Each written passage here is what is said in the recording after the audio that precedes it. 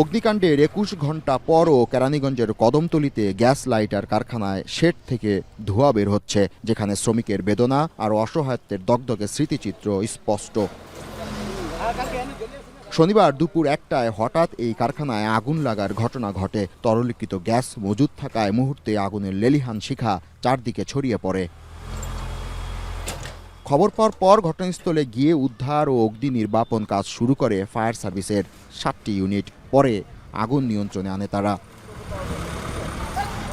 শ্রমিকরা জানান, কারখানাটির বাহির থেকে নিরাপত্তা কর্মী তালা লাগিয়ে দেওয়ার কারণে হতাহতের সংখ্যা বেড়েছে। আপনার ফ্যাক্টরি গেটটা লাগা রাখে, এই গেটটা লাগান ছিল, যার কিন্তু কেউ বেরোতে পারে নাই। তার আগেও এখানে বুধবার আগুন লাগছে, ওই কোনা একবার লাগছে, মাঝখানে একবার লেগেছে, তারপরে আবার এটা লাগলো। তালা মারার কারণে অনেক লোক ক্ষতি হয়ে গেছে, তারপর তালা ভাঙ্গে চুরা বাইর করতে হয়েছে। এইভাবে তারা কেন কারখানা চালায়? এটা অবৈধ কারখানা, বৈধ না। এদিকে রোববার অবৈধ এ কারখানা পরিদর্শনে আসেন স্থানীয় প্রশাসন।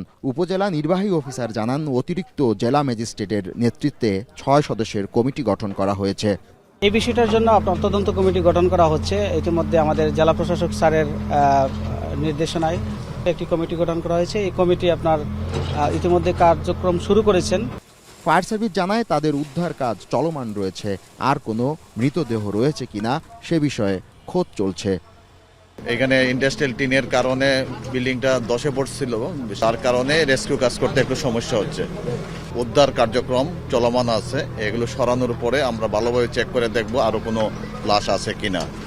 এ ঘটনায় জাতীয় বার্ন ও প্লাস্টিক সার্জারি ইনস্টিটিউটে শ্রমিক আসিফ ১৫% ও জিসান ২২% অগ্নিদগ্ধ হয়ে চিকিৎসাধীন রয়েছে। আহত হয়েছে অর্ধশতাধিক শ্রমিক।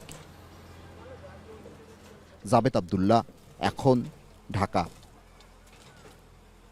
নায়াসিনামাইড ও স্যালিসাইলিক সমৃদ্ধ লিলি ফেস ওয়াশ, যা ফেসের ডেড স্কিন সেল দূর করে দেয় দ্বিগুণ ফাস্টার ব্রাইটেনিং।